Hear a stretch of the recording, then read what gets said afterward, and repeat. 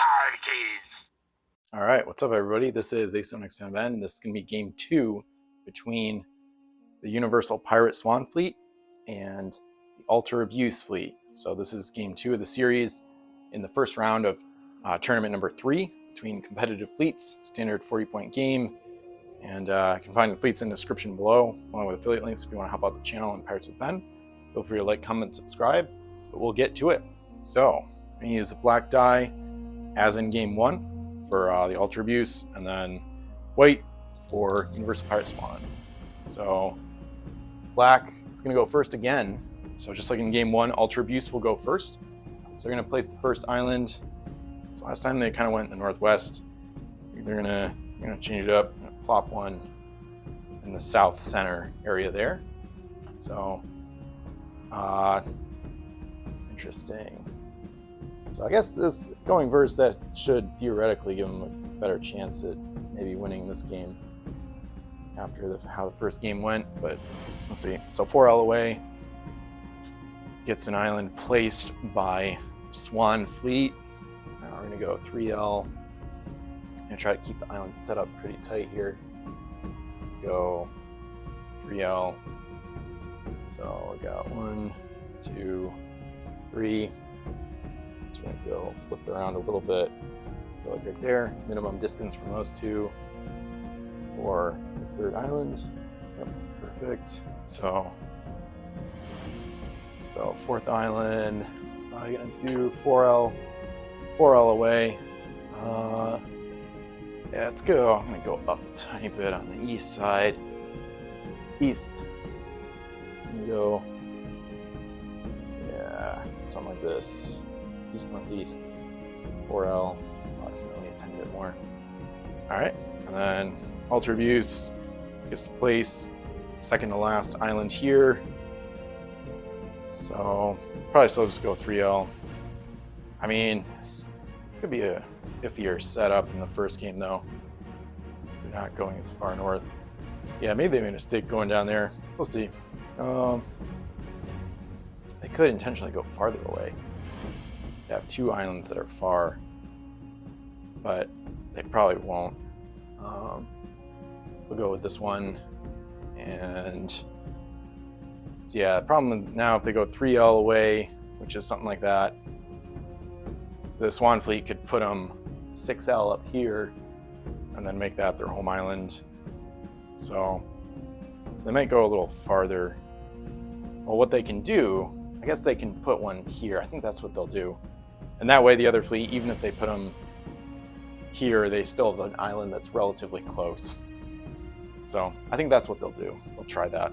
So, all right, so they're gonna go 3L from this one. It's gonna be in the center rather than an edge.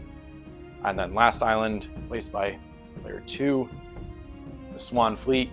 They're gonna go, yeah, they might try a distant island here. Could go away in the corner. So, all right, so let me think about this. So the island meta, they pick the home island of player 1, so they could pick this one, put it way in the corner somewhere, or probably like on an edge maybe. And then as a result of that, they might get picked to go somewhere in the south, which they wouldn't really mind too much. So yeah, they'd probably do something like that. I think you can see it, this one's, yeah, that one's still in the shot pretty easily. Yeah, that's fine. I think something like that. Yeah, something like that is still good. And then it's still about 4L. They like the islands to be, so in case the home island meta gets disrupted by some terrain choices that change their mind about where they think they're going to want to put their opponent. Okay, yeah, it looks fine. So we got our 6 islands placed. Now we get to terrain. So with Altar Abuse going first, they know they want fogs, probably some reefs, but they were able to use a fog bank a little bit last game, but they weren't able to utilize much else. So I'm wondering if they might vote for a different number. Last time they won the roll, they voted for 5. The other fleet, the Swan fleet, voted for 6. Altar Abuse got the roll, so they placed 5 per player, so they're 10 total terrain. I think they want to place less. I don't know how many. I think I can go over 3. They wouldn't mind some whirlpools, but they want some fog, maybe a reef. So they're going to try 3. They're going to vote for 3, and because terrain didn't help them too much last game when they lost. So I'll try to remember to put a link to game 1 in the description along with the fleets if you want to check that out. And the Swan fleet, they won, and they didn't even get their terrain roll last time, so they're going to vote for 6 again, because they definitely want whirlpools, especially because they're going second. Could be able to take good advantage of those, and probably some Sargassos. 6 might be overkill. They'll vote for 5. I think 5 would cover what they want. So Alter Abuse goes for 3 terrain per player, 5 for Swan. So we'll roll off, see who gets it.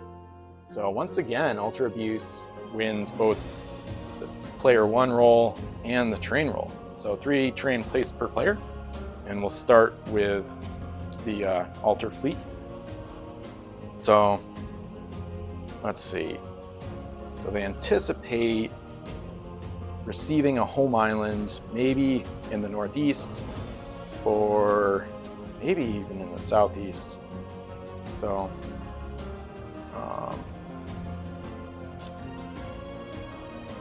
let's see here. Thinking they want to put a fog bank somewhere in the vicinity of where they might get placed at home. They don't think they're going to get a home island in the west.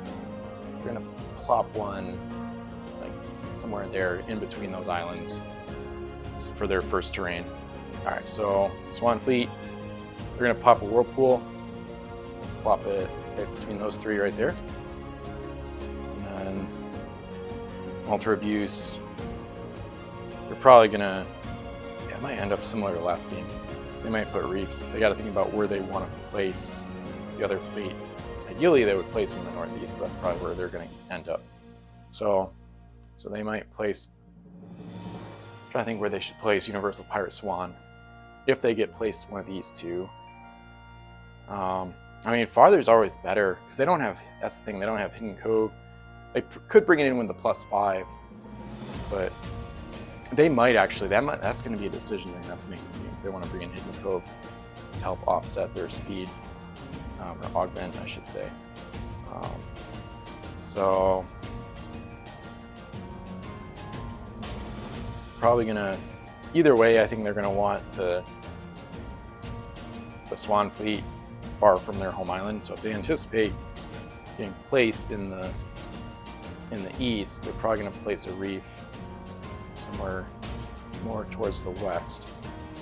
Might try something like this. Yeah, I think they'll do a reef. I think they'll try that. I think they'll try a reef right there. That's a little bit of an obstacle. And then the Swan fleet places their second terrain out of 3. So they're going to put a whirlpool. Probably going to be in an interesting spot here. They're going to place one between these 2 islands and near this fog bank to give them more access to stuff. So that looks good. I think the train game might just benefit Universal Pirate Swan more as well. So, yeah. So, I mean, I guess the Ultra fleet could pop a whirlpool. They could use their own.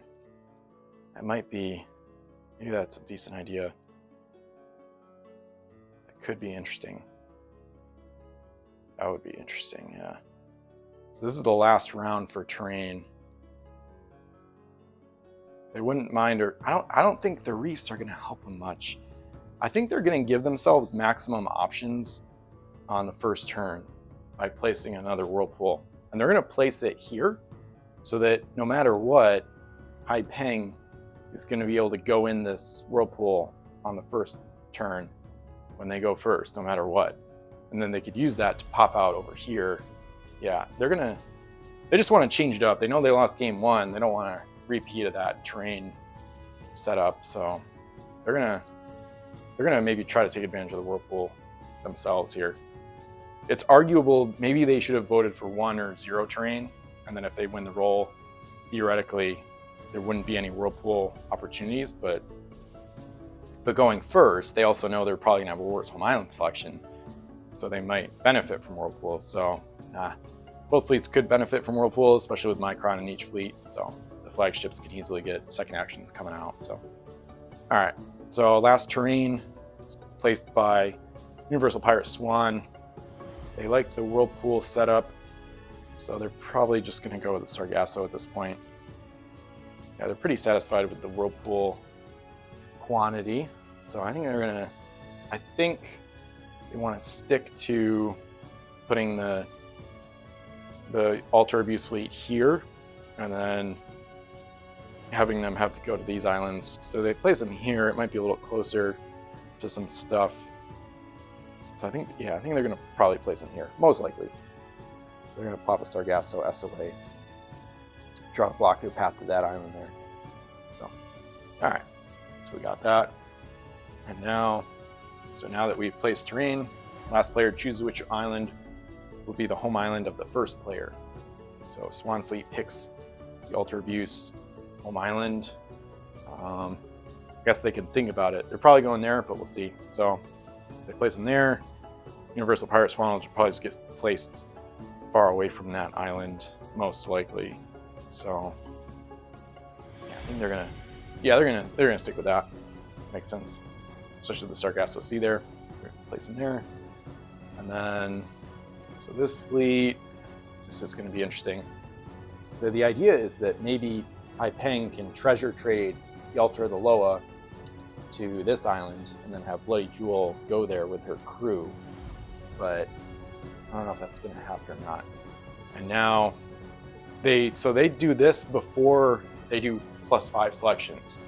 So they could still bring in Hidden Cove and use it for a first turn jump, and that could maybe determine what island they go to. So this is like really meta, but they're going to measure which island they can get to. So that's like 3L and like 1.5S. I think this one's going to be closer. So if they start the ship docked here to start the game, yeah, it's closer to that one. I think they might have to start over here if they want to Hidden Cove to that one. Yeah. So based on where they start the game docked, they get Hidden Cove to a different island. So let me just think about this for a minute, because this could also affect where they pick the other fleet to go. I think they're going to choose the other fleet to go either there or there. They don't want to cut off any other islands for themselves.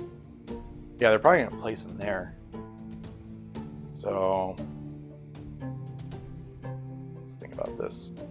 Black Swan is dangerous, so that's something Haipeng's probably going to want to stay away from either way. So, of course, to Hidden Cove, they have to give up a couple of their 1-point crew, which could be bad if the altar doesn't work for as long because of that. They could still have 4. They give up a couple 1-point crew, they could still have 4 on Bloody Jewel, which would be 2 turns of control if they find the altar.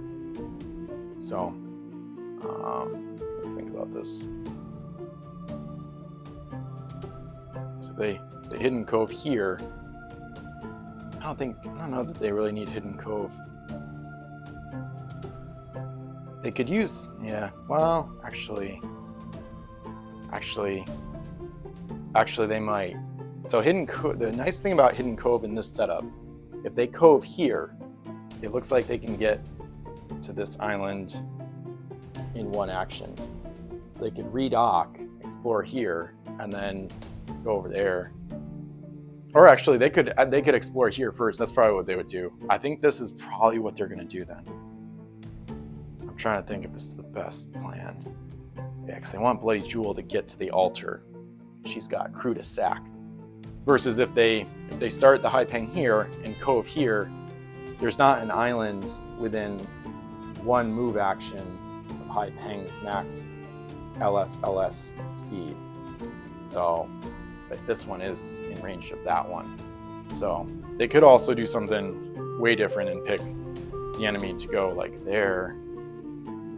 And then if they start Haipeng like over here, they might be able to cove there. But I don't think that'd be good. Because then it's more likely Black Swan could cut off Bloody Jewel. So I think they're going to start the High Peng right there, and knowing by doing that, they are going to modify their +5 selection and use Hidden Cove instead of a couple of their 1-point crew. So I think that's what they'll do. Yeah, I think that's a pretty good first turn plan, because they know they're going first. So they know they can uninterrupted cove, move, explore here, and then come back to this island and explore that one. So, and then if they find the altar here, they could trade it here. And then the only thing they don't want to do is trade and then end up with the altar on an island they don't want it on. But the nice thing is they should be able to explore 2 islands in the first round, which is really good. So I think this is also a good lesson for this fleet. It's entirely possible that Altar Abuse will always be better with Hidden Cove in it, even if you give up some of those 1-point crew for altar sacking.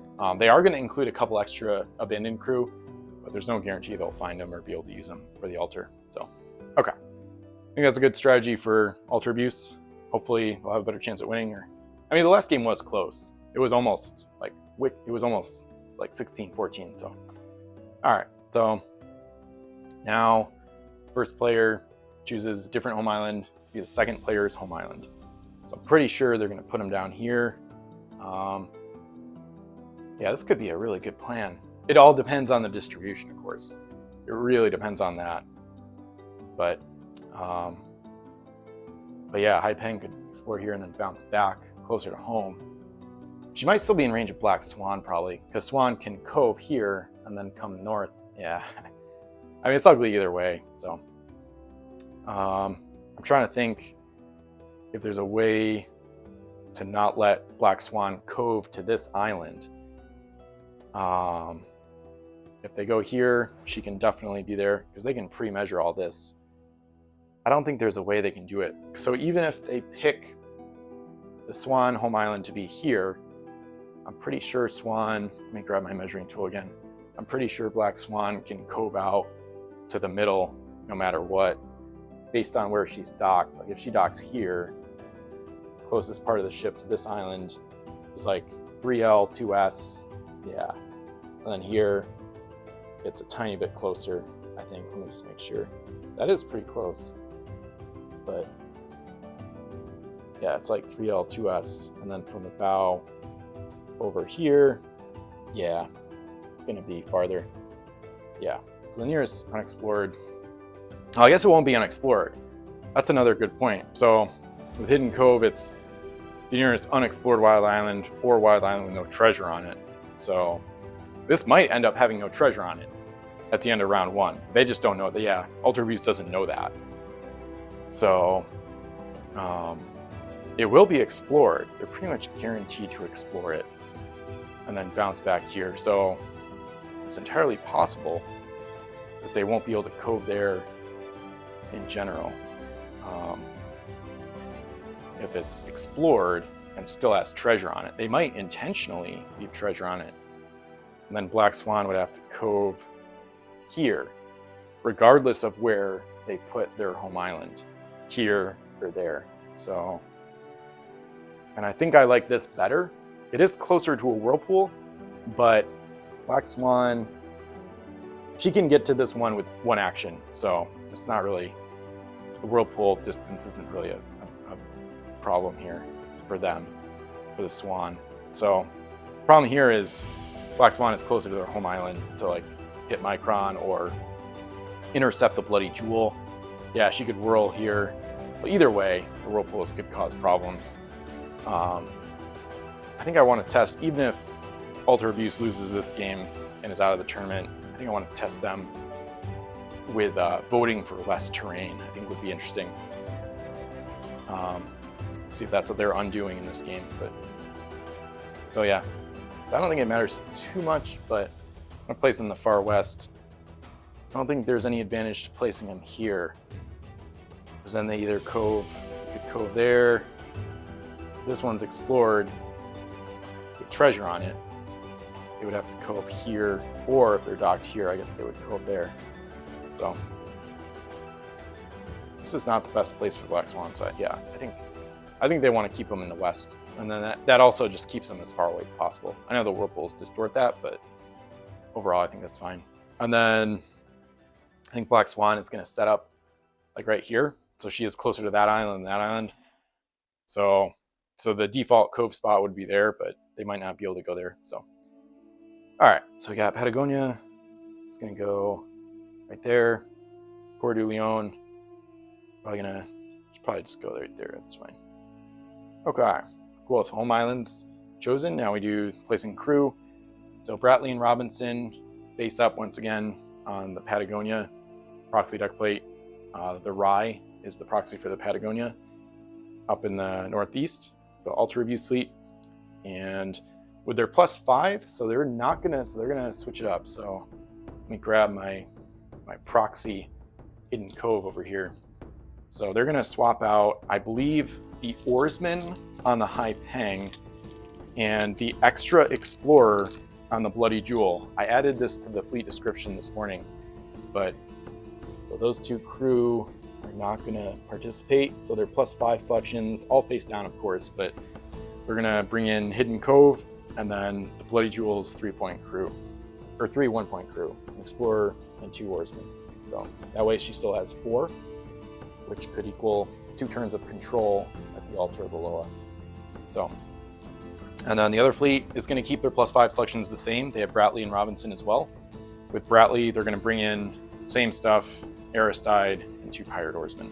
So Aristide face down in core, and then 1 Pirate Oarsman on core, 1 on the home island, and that's it. So placing crew is good to go. And now we just have the treasure. So Ultra Abuse is changing their distribution a little bit. We still have 654, still have Alto Loa, Marksman's Map, Abandoned Oarsmen, but because the revealers, they anticipate, especially because the other fleet won the first game, they anticipate their treasure distribution being the same. And the other fleet, they saw their treasure distribution had they had 2 revealers, the Maps of Alexandria and Pirate Globe, and 2 eliminators, the Codex and the Karmic Idol. And those really mess with the Ultra of the Loa. They don't want any more of those in play than they can help, and they had revealers as well, which basically just makes the Codex and the Idol more effective at eliminating the Ultra of the Loa, which they don't want, of course. So they're going to include 2 more Abandoned Crew, Explorer and Helmsman, instead of the Maps of Alexandria and Pirate Globe. So that's their contribution. That's their 8. And then the other fleet is sticking with the same stuff. So 3 5s, Codex, Maps, Globe, Idol, and Jailhouse Dog. So they're going to stick with the same stuff because it was effective at eliminating the Ultra in game 1, and they won that game. So there's no real good reason to change. So, all right. So plop out the treasure here, 4 per island, and then be ready to get started after that. Okay, so we're ready to start game 2 here between Ultra Abuse going first and Universal Pirate Swan. So Ultra Abuse goes first. Their home island, once again, is on the right side, so they're going to have the right timer. It's not an endgame condition, it's just to try to remind me to keep playing quicker if possible. These games aren't taking too long, so it's not too bad. But anyway, so no automatic loss if the timer runs out. So, ready to start. So now we've got Hidden Cove in the other fleet, which will be good. So they're gonna flip that right away. Use their Hidden Cove proxy here, fling the High Peng out to this island in the north central area of the map. And I'm trying to think if they should, pretty sure they should go here first, explore there, and then because then if the altar is there, they want it here to be closer to Bloody Jewel and her crew that are going to be coming along in just a couple turns. So versus if they explore here, if they don't find the altar and then they find it here, that's just not good, because then it's closer to Black Swan. Yeah, so they're gonna use an action. So the Hidden Cove is a free action, LS, and they're going to dock here. explore. So let me just make sure I flip my crew first, so I don't forget. So they have a helmsman, Bartholomew Roberts, and explorer, as expected. So here we go. So big news. Okay, no altar. Got 2 abandoned crew, 5 in marksman's map. Okay. No white BTs, that's good. It must mean, so that means they're elsewhere, of course. So this is interesting. They don't really want to swap, I don't think. It's debatable. They saw that there were no negative UTs last game. At least no like conventional negatives like missionary and natives. It would slow them down. So based on that, they could swap with the southern island in case the altar might be there. This is tough. If they get the altar, having it here would be okay. I think they have to risk that, because as soon as they trigger the altar, it becomes a lot harder for the enemy fleet to win. And they have abandoned crew here, so they could load one of those and have 2 turns of control. I don't know if that would be enough to win, actually, because then Hai Peng would be crippled if she lost her crew. But actually, she could probably keep Black Bart if she loaded both of these. This is where it gets tough. It's hard to know if I should swap. It's just a gamble, really, because the altar could be here, which is where they want it. It could just be there. They have to use, it's important to know they actually need to use this ability before they can use Marksman's Map, per the code and the Explore action order of operations. So they can't use the Marksman's Map to spy a coin to try to find the altar real quick. They can do that after this Explore action, but not before they do this trade, if they trade. The other consideration is they only have 5 gold on this island, which is not great. So they could even trade away the marksman's map. They'll probably trade away the helmsman though, I'm thinking. I feel like they should probably make a trade just to increase the chances. This is like a probability game too, because the odds are 50-50 that the altar of the low will be on one of these 2 islands, because there's, 8 out of the 16 coins that they'll look at. So if they trade, their odds of getting the altar on one of these 2 islands goes up if they trade with one of these 2 islands. So I think they're going to trade. I think they should trade the helmsman, because the marksman's map doesn't take up space. It can help them find the altar. They don't need the helmsman yet, and probably anytime soon. They'd rather have the oarsman, and they do want the 5. She only has 1 open cargo space, so she could load the oarsman and flip it right away and make space for the 5, because the oarsman wouldn't take up space. So I think they're going to do that. So, and then the remaining question becomes, should they trade the helmsman to the south or the southeast? I think they should trade it here, because it's not worth treasure. So it wouldn't help the Swan fleet get gold faster. So I think they're going to trade it with the south. The other thing is, with the Hidden Cove wording, like I talked about in the setup phase, it says nearest unexplored wild island, or wild island with no treasure on it.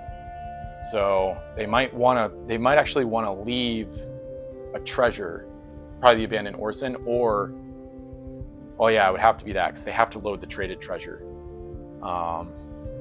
So they might want to leave a coin here, because then that takes us out of Hidden Cove possibilities, because it's not unexplored and it has treasure on it. So, all right, it's pretty debatable what to do. There's probably gonna be some second guessing after the fact, but that's all right. This is one of those things where it's like such a meta. You could think about this all day. It's like kind of a complicated situation. So basically, I think they should trade to up their odds of getting the altar. So you're going to trade the helmsman. They'll have to load whatever they trade. It's going to be one of these 4. I'm actually going to roll, because I don't really trust myself with these coins. One of them's lighter. I don't know if that's a fire and steel coin, but whatever. So I'm going to roll left to right, 1 through 4, and re-roll 5 or 6 to see which one. All right, 1. So this one is on that island. and they have to load a 5. Okay, interesting. All right, so no altar still, but they'll load the, all right, so she has to load that. She loads the marksman's map.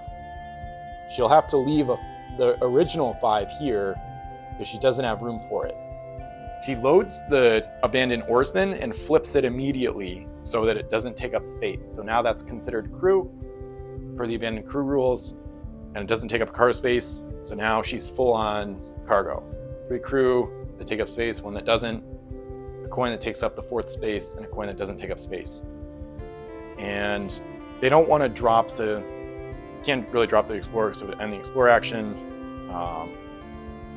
And I hate the explorer loophole anyway. I gotta ask Woelf about how that works, but I might actually I might actually house rule that out because it's bizarre to me. But anyway, so they don't want to drop the houndsman in favor of this 5 because then they can't, I don't think they can, it's pretty close, but they can't quite get back to this island if they drop the helmsman. And they gotta get back there and explore this turn, I think. Or at least they should. So we'll leave a 5 there. They don't have space for it. But now they should be able to use the marksman's map now. And they're probably going to look at one of the other islands. Probably the one in the south, I think. So let me see. Let's see where I can find it. Okay, so yeah, marksman's map. Once per turn, the ship may look at 1 face-down cargo on any island. So I think they should pick the southeast because they know they're going here. They don't want to see what they just traded down there. And they anticipate Black Swan maybe revealing those treasures anyway. Yeah, there's no revealers yet, so it's kind of interesting. So I'm going to roll again then. So we're going to go left to right again, 1 through 4, and see what they look at. So 3, and they see a 6. Okay. So now this fleet only, Ultra Abuse, they know there's a 6 on that island. Okay.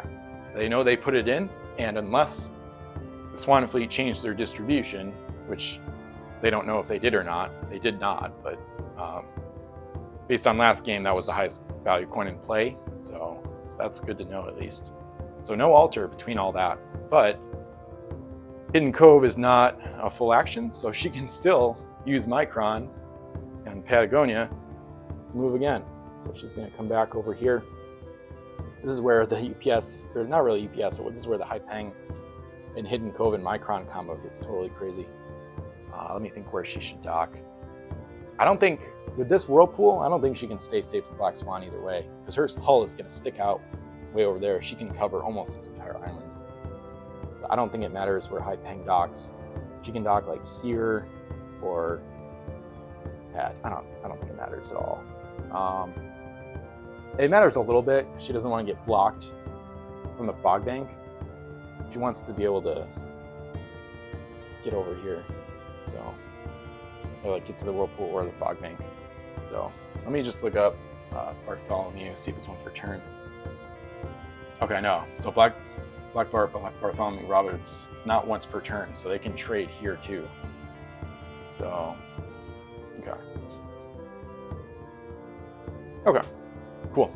So, still got the Explorer. So, no room left, but we're gonna explore here. Try to find this Ultra the Loa. So, oh, they didn't get it. So they're still looking for it. They're gonna find it soon because they got Maps of Alexandria. Okay. So 5, Explorer, Maps of Alexandria, Jailhouse Dog. But, oh boy. So they gotta, this is a weird one. They're gonna have to trade. They gotta find this altar. Let me think about this. Ah, this is tough. So I'll splay these coins out. 5, Abandoned Explorer, Maps of Alexandria, Jailhouse Dog. So in terms of precedence, it would be the maps first, but they can trade that away. So the problem is they have to trade, if they trade, they have to trade before UTs are applied. So it would be a blind trade, and it would have to be random anyway, but so they could, if they trade away the maps, then they won't find the altar unless they receive This is crazy, unless they receive the pirate globe in return. They don't want to trade the jailhouse dog down here specifically because it would be available to the Black Swan, and she could use that to eliminate the altar. So the maps of Alexandria will reveal whether the altar is in the south or the southeast, which is really valuable to them, but it's also super valuable to the Black Swan. That's an ugly situation. They might trade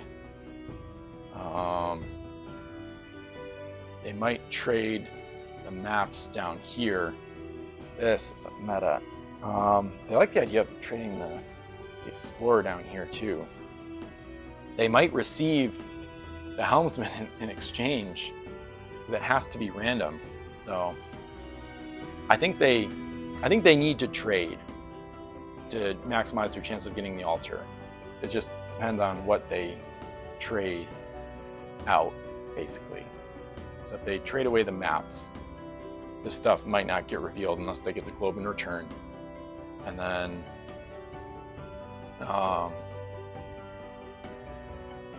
they could trade the Explorer here in hopes of putting another coin that's not worth anything to the endgame condition down here where the Black Swan fleet might find it or might explore and get it next turn or this round. So the jailhouse dog is also useful. The cargo hold on Haipeng is full, which is awkward for a couple of reasons, because they would love to load the jailhouse dog and use that to interrupt the karmic idol, because there's still a globe and an idol out there.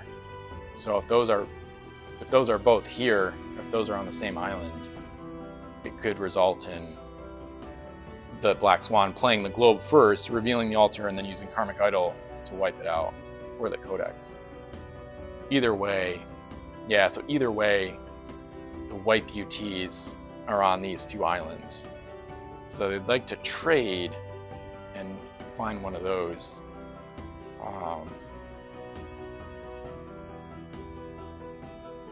The other thing about trading the Explorer away is that if they receive a wipe UT, like the idol, they could trigger it to wipe out the maps of Alexandria and then keep the rest of it face down. Because these UTs aren't revealed yet. They're still just trying to make the trade decision. This is insane. I feel like this is the type of thing you can think about like all day and map out probabilities for what the odds are. So we know both wipe UTs and one more reveal UT are on the other islands. Yeah, I think I still like the idea of trading the abandoned Explorer down here. Because if the altar, I think they have to trade with this island and not with that one. Because the altar might be here. And then if it is, Black Swan could actually start using it for the other. They can use the altar against the altar abuse fleet, which is really ugly. And I guess the other problem is if they let Maps of Alexandria trigger, it's gonna show where the altar is. This is ugly. In which case, if it's revealed to be here, Black Swan, she might not hidden cove anywhere. She might just go through this whirlpool, come out here, dock there, explore, and then sack crew to trigger the altar. So I feel like they don't want to trigger Maps of Alexandria. So they might actually trade that away. Either way, when Black Swan, if we don't trigger Maps of Alexandria, Black Swan is probably going to explore here. She could pick the other one, especially because then 2 coins may have been traded to this island. So that might make her want to go that way anyway. This is like, I feel like this is like 4D chess or some shit.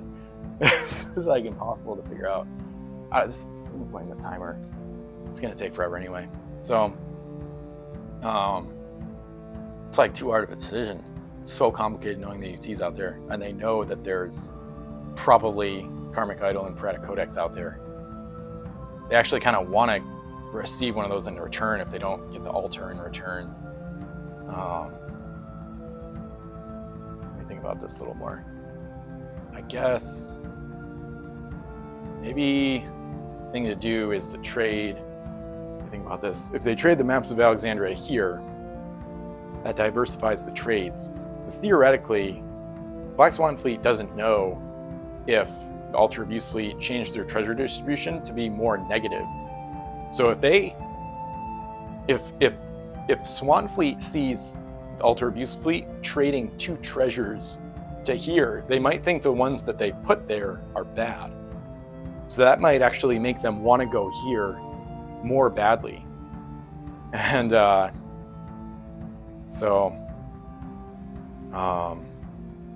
versus if they trade with, if right now they trade a coin to this island, then it would be equal in terms of like where they traded coins to, like the destination for the coins. I like the idea of putting maps of Alexandria here, because that way, basically we know that Black Swan is likely to explore an island no matter what on her turn, and it's probably it's going to be one of these 2 realistically. So in that case, we're probably going to find the altar no matter what, because if they go here, the Maps of Alexandria is going to trigger and it's going to reveal all these. And then if they go here, the only way it wouldn't is if, I guess, if they end up going here and they don't find Alexandria, the globe, or the altar. But then as soon as altar is not flipped, then everybody will know it's here, because that's the only island left, because it's placed face up when you find it. So I kind of like the idea of Maps of Alexandria going here. This is like impossible. So yeah, they could sabotage this island with Explorer, but then they're best thing would be to just trade for the altar, but they don't know where it is. They saw the 6. Yeah, they know a 6 is here. They know one of the coins on each of these islands. So that doesn't really help. That just evens the odds. Any of these other 6, they know a 6 is here. They know that abandoned helmsman is there. Any of those other 6 between them could be the altar. And there's no way to really find out which one it could be sooner. So I like the idea of keeping the dog on this island. So I think they're going to not trade that away. They're definitely not going to trade away the 5. So I don't think there's any point really. Yeah. If they don't trade the Maps of Alexandria, it's probably going to trigger. Unless they find, like I said, unless they find the Codex or the Karmic Idol. They don't know for sure that those are out there, but if they are, there's a 25% chance they'll find one of them in this trade, because that's 2 coins out of the remaining 8. So that's not very good odds though. That's not good enough. Because if they found that, they could use a wipe UT to take out the maps, and then that preserves the secrecy of where the altar is. So the Swan Fleet wouldn't know where to go to trigger it if they try to trigger it. So I think they should, if they don't want to trigger the maps and they don't want to risk letting it expose everything, they just don't want the other fleet to know where the altar is. Because now this is their second explore action. They won't, Bloody Jewel can't get anywhere. She can't get down here, so I think they should trade away the maps. And I think, like I said earlier, I think I'm gonna diversify the trading destinations. So I think I'm gonna trade with this island to make it a little bit more attractive, so Black Swan could go either way. Also, the 6, they anticipate altar. They know their 6 was the best coin they put in play, so it might be the most valuable coin once again, just like in game 1. So if they trade with this island, it might make the Swan Fleet less likely to go there, making it more likely to go here and get the 6 and flip it home for 8 gold. So I think that's enough analysis. You could calculate shit all day, but I think I'm gonna trade Maps of Alexandria with this island, and just gonna mix them up for the heck of it. But I'm gonna roll. I want to pick it. I'm just going to roll the die, or give it a good roll here. So they have to load this. The other thing that complicates this is that Haipeng is full of cargo, so I think she has to dump something on the island to make room for whatever. It says she must load the traded treasure, so she'll probably dump the 5. I guess we'll see. All right, so this is the altar. She can't load it. She just sits there. But all right, so 5. So we'll roll again.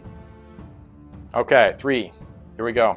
It's a 4. All right, so no altar, no codex, no idol, nothing too crazy. So, all right, so we still don't know. So after all that, they still don't know where the altar is. But they just didn't want the Swan fleet to know where it is either by revealing everything. Okay, so let me figure this out. So they have to load the 4. Yeah, they're gonna dump the 5 because I think that's the best idea. So they have to load the 4, and now they might load I think they have to load the dog. This is crazy. So they're not loading the Explorer or the 5. So that's Explorer 5-4 on that island. Yeah. 5 Explorer, or 2-5, sorry. 5-5, Abandoned Explorer. The reason they want to load the Jailhouse Dog, so it's loaded face down, it takes up a cargo space, so they'll have to make room for it. They really want to load it because they anticipate Black Swan finding Karmic Idol and or Piratic Codex on their turn, possibly with the maps of Alexandria, because they know the maps are here. And they also know that a pirate globe might be out there. They don't know for sure. We know it is because the Swan fleet still included it. So since the revealers and the wiper UTs are still out there, Haipeng needs to load Jailhouse Dog to be used as an interrupt. So the pirate code clarifies Jailhouse Dog a little bit, and you can use it as an interrupt. So yeah, it says this ability may be used at any time during game. I clarified with Woelf though, you have to load it. You have to have it on a ship. So this ability may be applied as an interrupt to avoid any immediate effects that would apply when another unique treasure is first revealed. So it can't target a face-down unique treasure, even if its location and identity is known to all players. So they're gonna drop, I think, the Helmsman, probably, for the Jailhouse Dog. Because they have to load the 4, so they gotta keep that. I don't think they can unload the Explorer per that code ruling. The Explorer action would end, and then they wouldn't be able to load the dog. They do not want to lose Bartholomew Roberts, so they might actually trade again next turn with the same island. But yeah, they're gonna unload their Helmsman as part of the Explorer action to load a face-down Jailhouse Dog. So I'm gonna put that on the corner of the deck plate, and it's a crazy turn. All right, so now we can actually use Bloody Jewel. I'll reveal her Helmsman in a second. Man, it just complicates it even more because maybe she should go south actually. She might go in between, because if she goes up here, it's a long way there. She's gonna kind of go in between. So I'm gonna move the S first, L, and then I'll reveal her Helmsman. So this way she's near a lot of stuff. Maybe she's too close to the Whirlpool, but I mean, if Black Swan takes time to knock her out, then that might actually help the other fleet, the Ultra fleet. Yeah, that's kind of a debatable. I don't know if she's gonna stay there. Well, if Black Swan comes out through a Whirlpool, she'd have to use both actions just to hit her. And then she wouldn't be exploring or trading treasure home and stuff like that. So I think that's okay. So Helmsman revealed, and Micron was used, of course. So what a turn. Okay, that was nuts. All right, so still no altar reveal. So we'll see if Black Swan can find it here. I think they might as well Hidden Cove out. So let me just make sure got the ability text completely accurate. Hidden Cove, reveal this event at the beginning of one of your turns. As a free action, dock one of your ships at the nearest unexplored wild island or the nearest wild island with no treasure on it. So that center island is neither of those. So it has treasure and it's not unexplored. So they might as well use it, I think. Oh, that's actually maybe not. Let me think about this.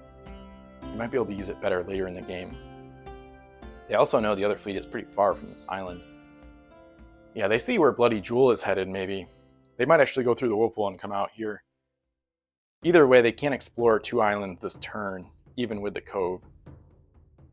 The advantage of hidden coving to here is that if there's 2 coins worth value there, they could send both home. They would only unload one of them.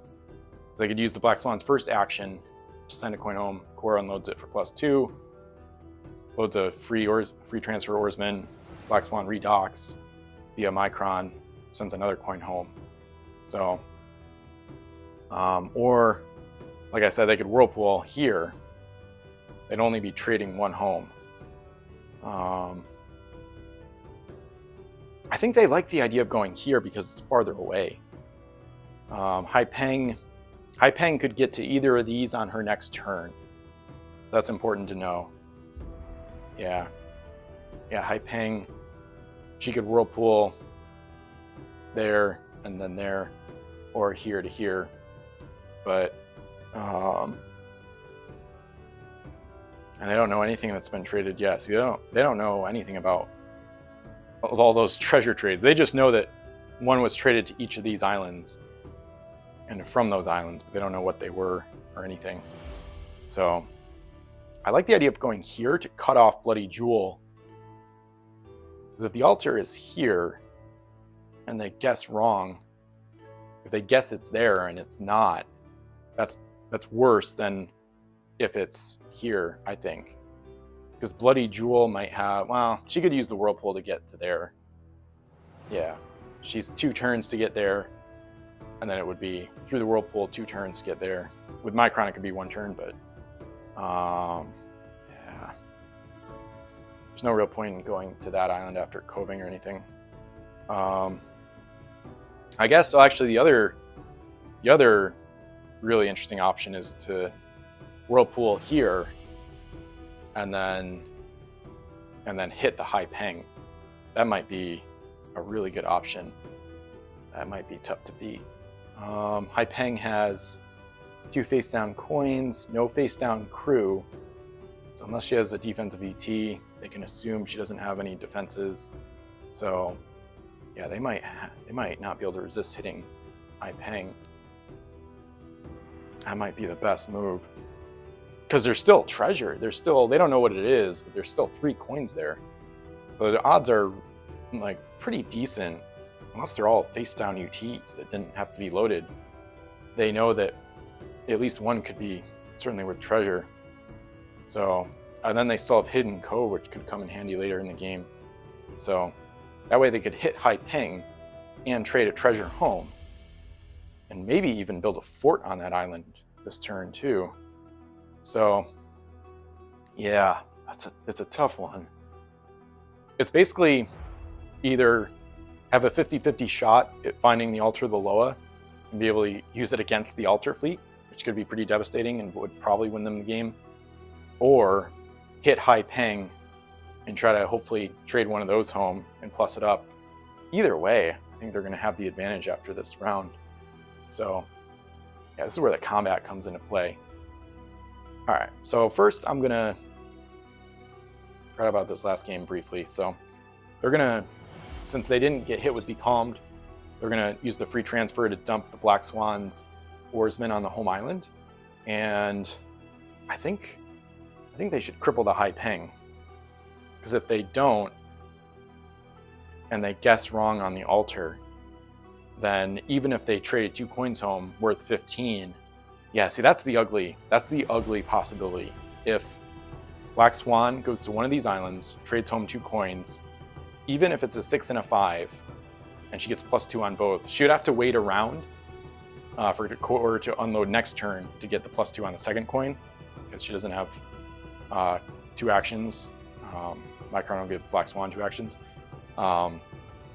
If it was the same distribution as last time, it'd be 6 and 5 +2 each. So 8 and 7 for 15, which is one less than enough. So they wouldn't have quite enough.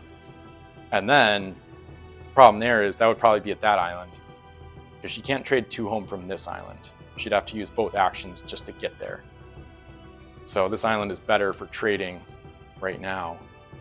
But if they do that, Hai Peng is going to be free to come here on the altar abuse turn. So then if the altar is not there, Hai Peng finds the altar, and then it could get really crazy really quickly. So I think based on all that, I know it's a lot of analysis, but it helps to talk through it. And like, there's so many options. It's good to consider, you know, the strategic imperative that they should go with. So they're gonna whirlpool. I think they gotta try to take out this Hai Peng threat. It's gonna keep going nuts, exploring and finding stuff. So it could be a really bizarre situation where we still don't know which island has the altar at the end of round 1, but that's fine. So Black Swan is going to reveal her helmsman, and Micron will reveal himself. He'll be used soon. Yeah, so yeah, there's no point in hidden coving. They can get here anyway. They could save the hidden cove for a later turn, which might be really helpful. So yeah, so she needs the helmsman to get here, and then she's going to come out, I think, on this side. Actually, she's probably going to come out over here. Then she can block Hai Peng's way home. Yeah, that's actually probably better, because Bloody Jewel is not much of a threat. I mean, she could not have a captain. They know she doesn't, because they use the +5s to put their revealed hidden cove and then 3 face down crew. So they basically know those have to be 1-point crew. They can't be a captain at least. So all right, so, and even if it was, Bloody Jewel is not that powerful. So, oh, and they have Bianca's haulers, so they might not even use it this whole series. We'll see. All right, so whirlpool damage roll. So 3, so they're good to go. And Black Swan is going to move in, reveal Captain Jack Sparrow, who's got the captain ability, and just going to get up nice and cozy here. Got all 5 in range. Yeah, that last one's at least in range of the flag, if not the stern part of the hull as well. So, I don't know if they should shoot to sink. Let me think about this. I don't really see why not. There is the treasure split rule, but that would probably benefit the Swan fleet more than the Hai Peng fleet, because they can get gold faster via UPS shipments. So, and they see, oh yeah, the oarsman is face up, so they know that as well. So here, the Black Swan, I gotta consider this too. She can actually explore first, but I don't think she wants to. I don't think there would be a benefit there. They don't know that the Hai Peng has Jailhouse Dog, but I think it'd be better to shoot first and explore after. That's actually something they can choose the order of operations on right now, because they have Captain and Explorer. So obviously Micron used to get the second action out of the whirlpool. So yeah, I think they should shoot. Because of the face-up oarsman and these other coins in the Marksman's app, I don't think keeping Hai Peng alive really makes much sense. So I think they're going to shoot to sink. So all 5 in range. Yeah, Hai Peng, she has Jailhouse Dog at 4, but she doesn't have any defenses against this attack. So we'll go ahead and get it going here. So 4 is hit, and this is to sink Hai Peng. So, okay, so only 2 hits. That'll make that, I think that might be good for the game. It might make it a little more interesting. So 3 misses. So Hai Peng survives the blast. Broadside is not wholly effective, but still does a lot of damage. So Hai Peng loses both masts, and now Black Swan flips her Explorer. So they're going to place a token over here. And they're going to take a gander at these goodies here. Make sure she stays docked there. So now they can find what the other fleet was looking at, and they see the 5/5 abandoned Explorer. So they're reasonably happy with that, I suppose. So they're gonna immediately flip home a 5. Actually, let me check the order. Actually, it's not gonna matter much here, but I just want to refresh my memory. So per the code, page 62, I would swap a treasure on the island for a crew on another ship before I load face down treasure. So, yep, so they're gonna flip a 5 to core for this face down pirate oarsman that goes to the island. And now I gotta figure out these other crew. I think they're gonna load that oarsman in a second because they can flip it, not have it take up space. So yeah, because Captain Jack links, so 5 cargo minus 4 to take up space. They have 1 space open. They don't really want to load either of these, actually. They just want to trade them home. I don't know. I think so, at least. Yeah, that's a tough one. They're not going to load either of them. I think they should keep a cargo space open. Yeah. So they're going to just not load either one. They're going to load the oarsman, which can stay face down because he's not using his ability because they got 5 cargo spaces with the link. Yeah. Well, actually, they might load the 5. This is tough because now, yeah, hang on.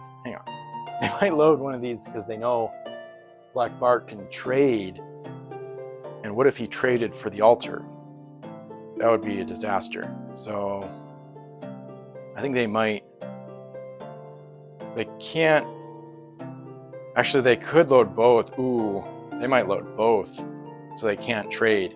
What they're worried about is Hai Peng basically just exploring again or redocking or whatever. She might run for it instead, but she might trade to try to get the altar on this island and then immediately sack her crew to control the other fleet. So that's a really ugly possibility. So Black Swan kind of wants to load both of these coins. She might dump them later, but this altar thing is so risky. I guess theoretically they don't know what's out there, but they saw it get booted last game, so they are worried about it. So they could dump crew. Should be Black Swan's deck plate. It's gonna get crowded either way. So they got Bianco's haulers face down. They have 1 cargo space open. So they'd have to dump something for a treasure. And then treasure are not part of the free transfer rules. Oh, they could do some weird wizardry with the explorer, the abandoned explorer.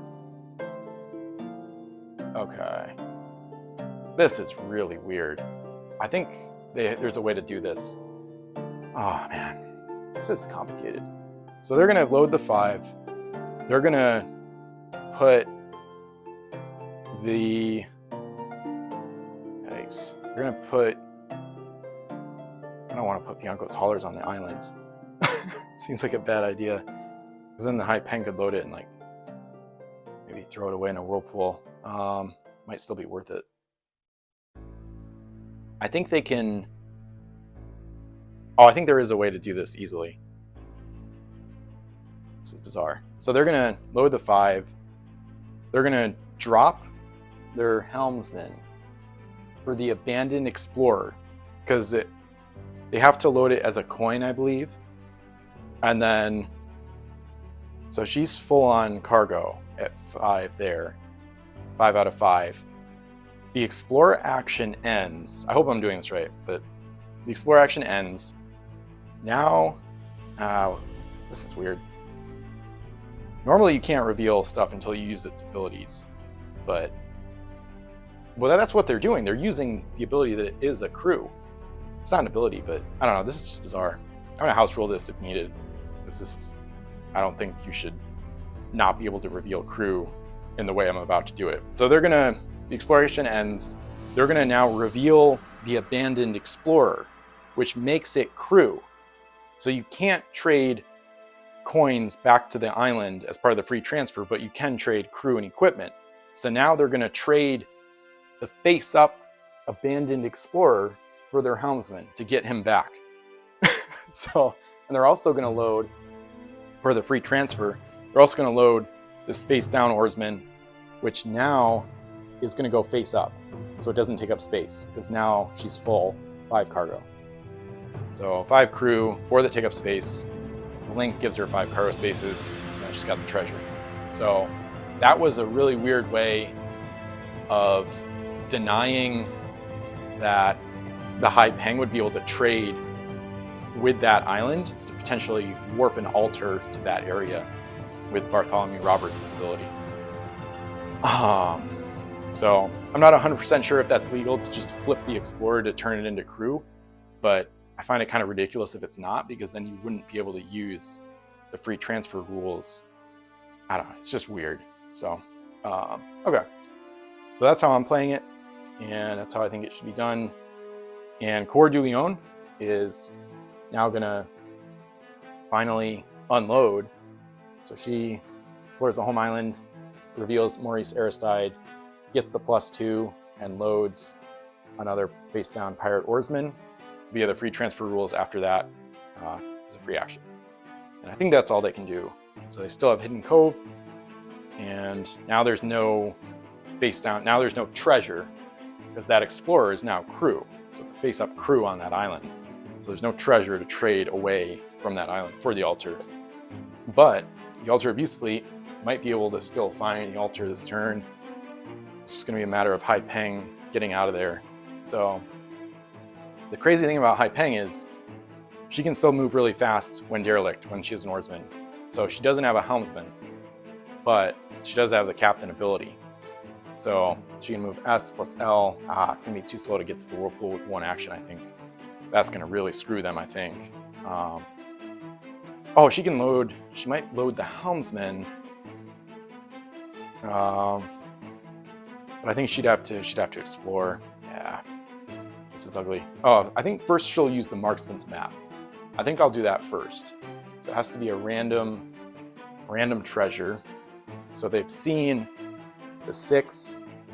Okay, so they've seen a 6 here. They know Maps of Alexandria is there. So they haven't spied. Actually, they were supposed to spy on the last player's turn, because Maps of Marksman's map you can use on both players' turns. So I'm gonna do a spy for like this past Swan turn, and one for them. So since they know 2 of the coins here and 1 coin here, so I think first they would see this stuff. So they know one of these is the abandoned helmsman that they didn't want. So we're gonna go 1 through 4. So this is on the Swan turn. They're spying with Marksman's map, and then they'll probably spy the other island. So 3. Okay, it's right there. So they found Altar of the Loa with the Marksman's map, which is part of their fleet strategy. So they know there's an altar there and an abandoned helmsman. I think they're gonna, might scramble the order. Yeah, I'm gonna scramble the order. I think they're gonna spy on this island again. So, because they want to know if it also has the Codex and the globe or whatever. So, whoops. I guess the order doesn't really matter. All right, so 1 through 4. They're going to spy. Now it's their turn. Now they're going to spy on this island again. So they want to see what else is with the altar. I don't know if it's really going to matter, but and they won. So they see their. That's the problem with the randomness, is they see the same thing they already knew was there. It's the abandoned helmsman. Okay. Well, now they know where the altar is. The problem is getting to it. And I think it's going to be tough. They can exchange some crew, but I don't think they can explore that island yet, which is really, really tough. I'm trying to think how they can do that.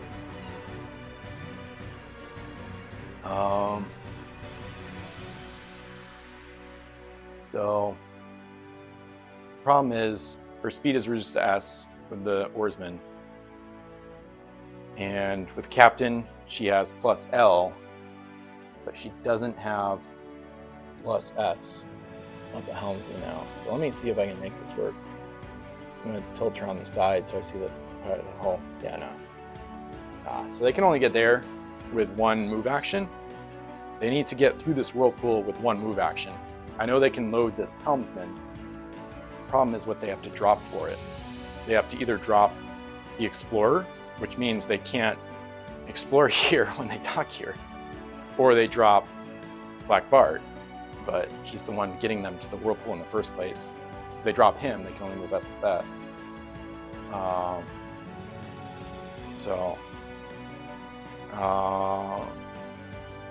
Trying to think how they can do this. And to drop either coin, they need to explore. They have to drop a coin to explore. Or they have to explore to drop a coin. So they don't have time for that, really. So even if they did that to free up space for the helmsman, then they come through here with the second action, but then they're stuck. So it doesn't really work either way. So let me think about the options here. I think they might, it's such a gambit, but they might have to try to trade for the altar and get lucky. I honestly don't know if there's a different path to victory. They're really struggling right now. I don't think they can do it. I think that's their best option. Bloody Jewel can't dock there, at least not without Micron. She could get Micron if they trade for it. I don't think Hai Peng can get home with her 4 in terms of trying to build a fort. She could drop the Explorer for the Helmsman, get SLS into here, Micron back home, dump the 4 at home. But then there's no action, there's no extra action to get Bloody Jewel to an island to build a fort, so they can't really do that. There's no real point in attacking Black Swan, even without knowing Bianco's Haulers is there. There's no real damage to be done there, I don't think. So at least they found the altar, so that's good. I don't think the abandoned Explorer really helps, because they already have one and they don't even really want it. Yeah, it's this weird situation where they don't want all this cargo. They want to do free transfer. But they can't, I don't think they can make it work. They need the oarsman no matter what. They can't repair. Yeah, they'd have to drop, yeah. So the problem with dropping the Explorer of the Helmsman and just hightailing it here is Black Swan is just going to follow her and sink her. And then there's no hope. At that point, there's no real hope of getting this to work. The benefit of trying to trade for the altar right now, I know the odds are not that high. Or actually, I think they can't, because I think the treasure has to come from an island. Let me make sure. Because they could explore to unload and then Black Bart, but yeah, I don't think that works. Yeah, I think they can't trade for the altar, actually. That was my bad. Yeah, I thought they could unload a coin, but Black Bart says, after looking at treasure on a wild island, you can trade on any one treasure. So, looking at the pirate code again, explore action, order of operations, you have to use the island treasure trading ability before unloading face down non-unique treasure. So they can't unload and then trade for the altar. Now, I just realized they have another option. They could, in theory, use their S+L speed twice to get back to this island and then try to trade that, which they know is a 5, to this island and try to get the altar. I don't know if that's their best play, but I feel like they're really out of options. The other option, like I talked about, is dump the Explorer to load the Helmsman, and then they would be able to get here and come out here and then use Micron to dock here and then explore next turn to get the altar. The problem is next turn they might get sunk before then, because Black Swan can easily just gonna be able to get through this whirlpool again. Yeah, just gonna be able to reach the whirlpool again, come out with her own Micron double action, sink Hai Peng. I think they have to play for like a really risky altar gambit here. I don't think there's a better way to go, unfortunately. They're just so low on options, as far as I know. I don't think they can make it work. So I don't think that the jailhouse dog's not really gonna help them either. At least not yet. So yeah, unfortunately they would have to explore to dump their treasure on this island. But that takes up an action. So then if you use the second action to come through here, you're stuck there. You're either stuck here and can't get here with the explorer, or you get here without the explorer and obviously can't explore after the 2 move actions. So in Bloody Jewel, oh, I think I missed. Ooh, wait a minute. So Bloody Jewel, oh, what am I doing? Bloody Jewel should get Micron. She can come 1 action through there and then emerge here, dock there, and then she has an explorer. Okay, so sorry I didn't see that sooner, but this is part of why I'm looking at all the options. So I think I was about to miss that. So here we go. I think this is, because that way the trigger, this could be about to get weird. I think they're going to trigger the altar. So Bloody Jewel is going to come through this whirlpool and she's going to roll for damage. So, all right, so she has to lose something. She has 4 crew, which is 2 turns of control with the altar. So she's actually going to lose a mast. It's kind of risky, but I think they need, I don't know if they're even going to win. They might get the altar, but it might be too, I don't know if they're going to win. Even with that, we'll see. Could be tough. This could get really even more complex. So timer's gonna run out, but whatever. So now Micron is gonna give an action to Bloody Jewel. It's gonna be tough because I don't know what Hai Peng is gonna do now. She's probably just gonna run away. She's gonna try her best. Yeah, she might dump the Explorer and then head somewhere else, I think. Yeah, she's probably gonna pick up the Helmsman and then go through the Whirlpool. And then at least Black Swan would have a decision on who to hit, because she'd probably end up going there. The other problem is if, oh man, depending on these coins, this could still be a problem, but whatever. All right, so Micron, second action to Bloody Jewel. So she's gonna dock over here. She has LSS speed right now, so she's gonna try to dock in a good spot. She wants to be able to get back through the whirlpool. I kind of want her over here, but she's not going to be protected from Black Swan either way, realistically. So I think I might go almost like into this little cove inlet. So I'm going to go L, S, yeah. I think I'll go like right here. And that way she can go. That's not really the best spot, but she really wants to be able to go. Actually, I might undo that and dock here. This way,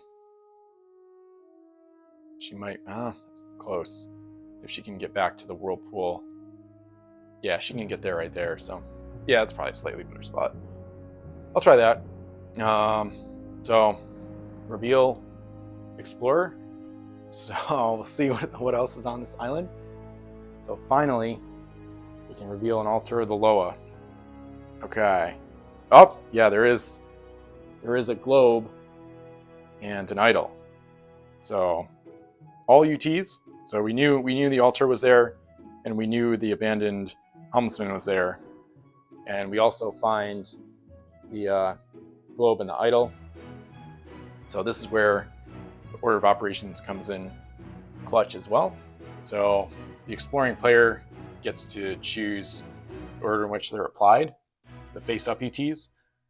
So if Maps of Alexandria and Karmic Idol are found, right? In this case, it's the globe. If the globe and the idol are found on the island at the same time, the player's turns may choose the order in which they are applied. So if Karmic Idol is applied first, Pirate Globe is removed from the game, and based on treasure on Wildlands is not revealed. So, all right. Actually, I don't know if it matters here. Let me think about this. I think they have to take it out either way. Okay, I was about to apply the idol and knock out the altar, but I forgot about Jailhouse Dog. So here we go. So now the Swan's UT that they contributed, that they wanted to help eliminate the altar with, or eliminate any negatives, is going to be used against them. So the Jailhouse Dog, as I talked about earlier, it can be used as an interrupt. It's essentially like a one-time global UT cancel. Or not global, but like it can affect anything in play, which is only the one UT, of course. So they're going to use Jailhouse Dog to basically cancel out Karmic Idol. And now the globe applies. So Pirate Globe. So now they're going to keep the altar. So this game might get turned on its head here. I don't know if they can win, but they can at least make a shot at it.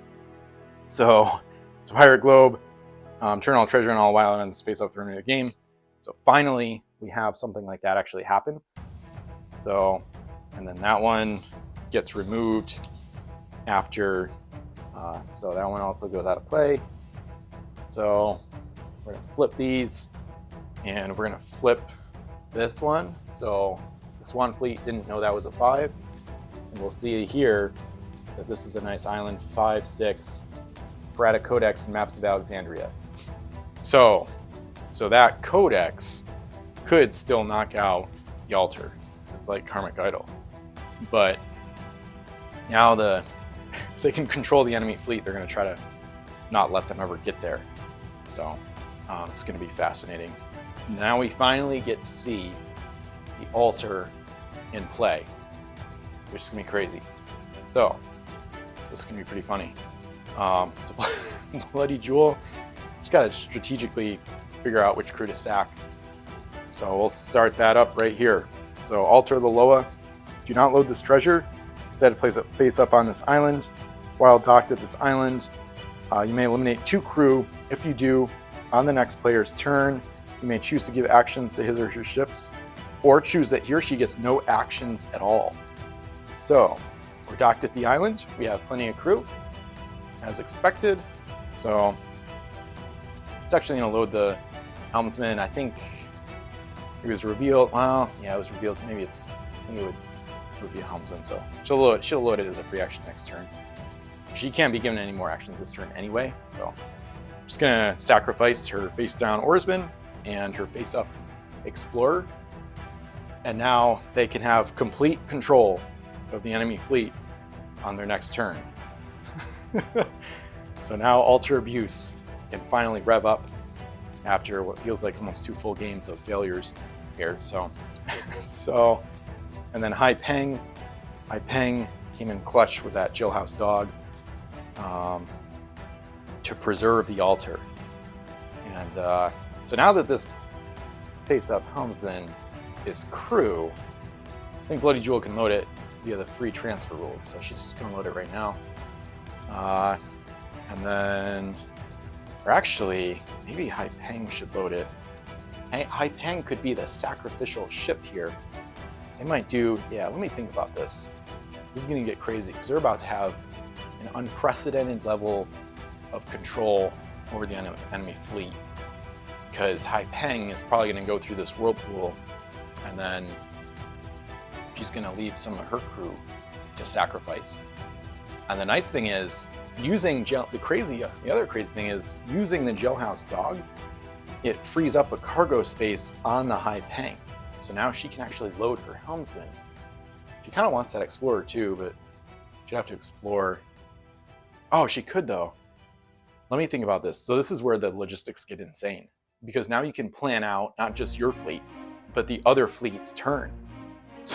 So normally they wouldn't use Hai Peng to explore here to dump her coin for the explorer.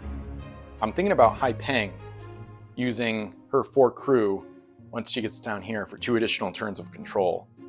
We'll see how this goes. They basically just need, they might have to, that's an ugly one. They might need Black Bard again to trigger. They might need to trade away. That'd be insane. They could potentially trade away the Codex for the altar and move the altar. If the altar was the only coin here, this is just like so many ways to do this. They should be able to win with the control that they will now experience over the enemy fleet. I just don't know for sure if they will. So they're probably going to reef the Black Swan, yes. They could use an explore action to dump all her stuff first. Oh yeah, they could dump.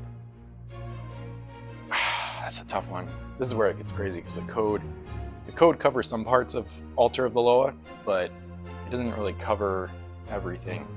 So this is like this has got to be the most complicated game of tournament number 3 so far. So Altar of the Loa has a pretty big pirate code entry and talks about the actions, and let's see.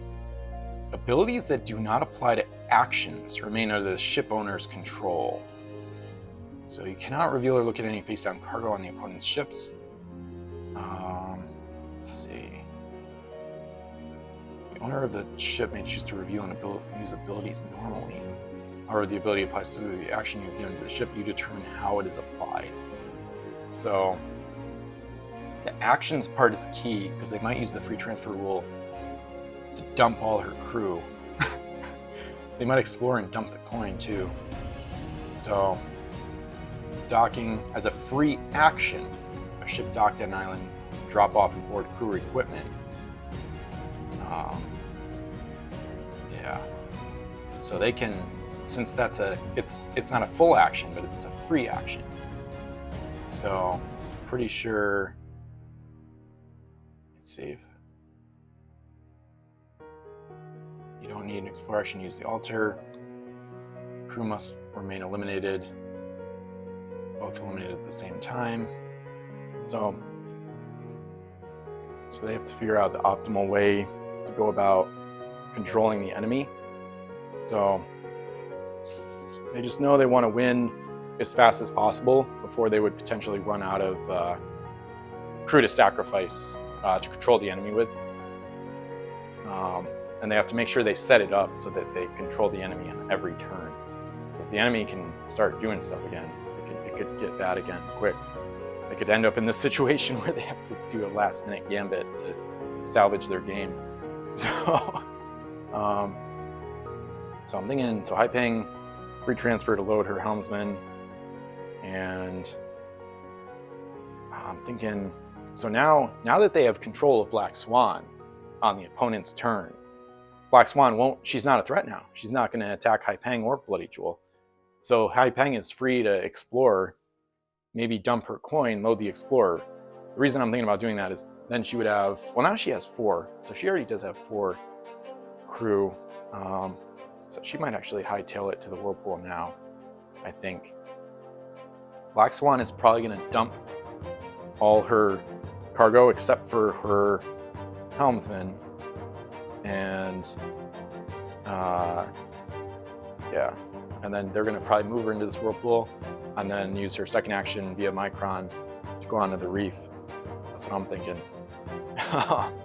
So Haipeng, she can only have 1 action here. It's their last action of the turn, basically, via Haipeng's regular action. So she can go into the whirlpool with her helmsman, and then she could come out here, and next turn she'll still be alive, and she'll be able to dock here, trade.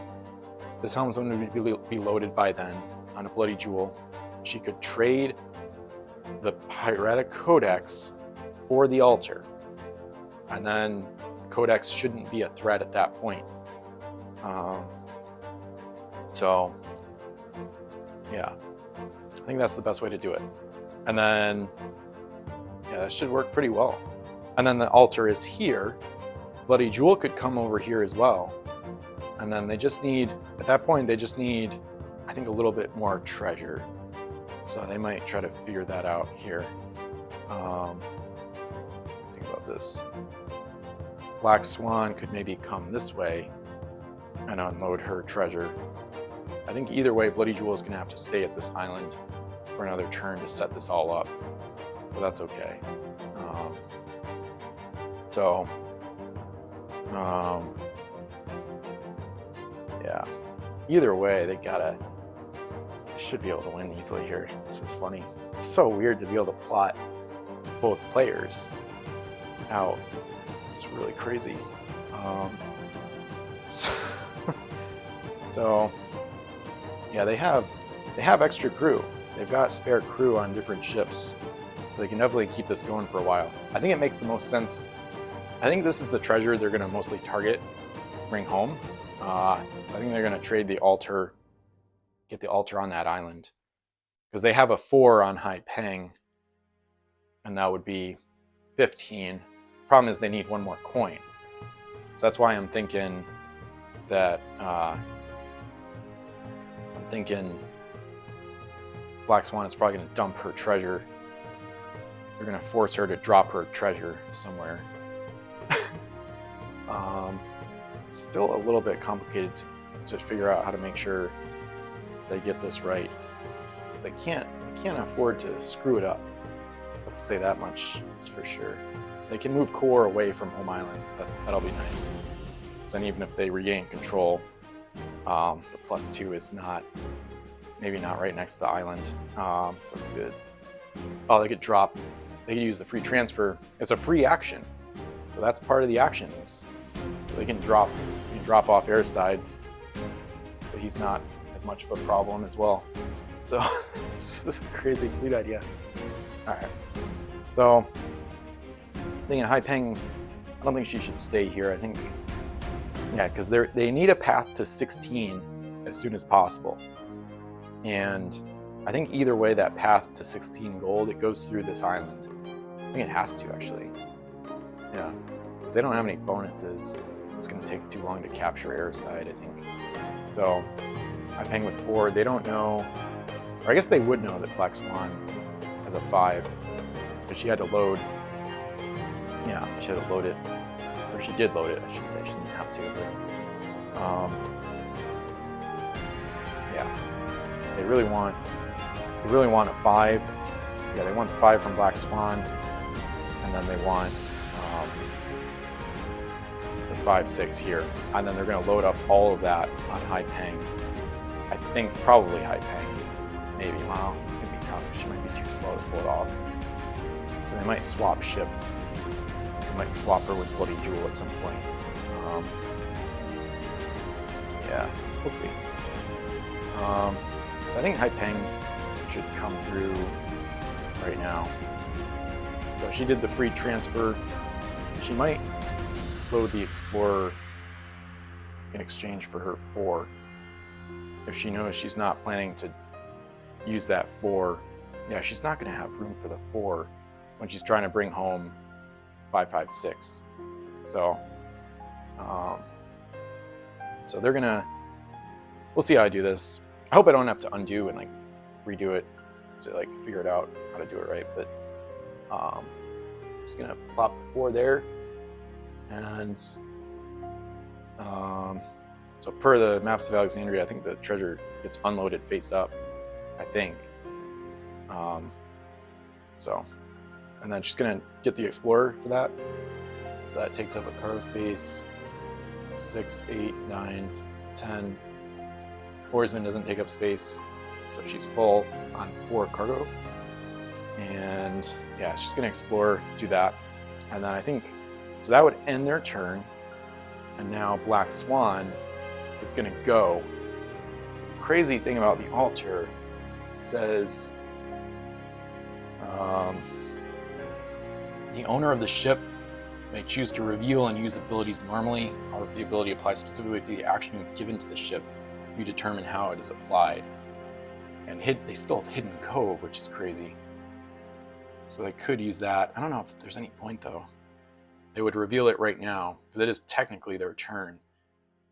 So they could dock Black Swan at the nearest unexplored wild island, which is this one. And there's no wild islands with no treasure on them. But that's where she might be going anyway. So it doesn't really make any sense to go there. problem is Hai Peng needs to explore this island before Black Swan unloads her 5 there, treasure there. Because if they let Black Swan explore it, then it's going to trigger these. And I think, let me see. So you choose.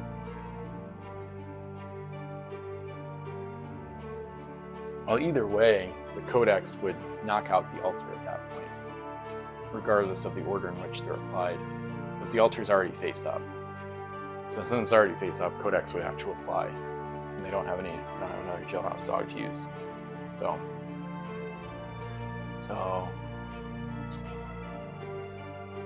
they don't want to explore and dump the Black Swan's 5 there yet. They should wait. So they're probably going to reefer now and then sail over there. They could also, I realized Hai Peng could actually use Captain Jack Sparrow and use the UPS strategy to start flinging coins home, but it's kind of, I don't know if that's as good of an idea. They could try that at some point. There's a million ways to go with this, so I think Black Swan, I think she's got to dump all her crew at some point. I think it might be too early though.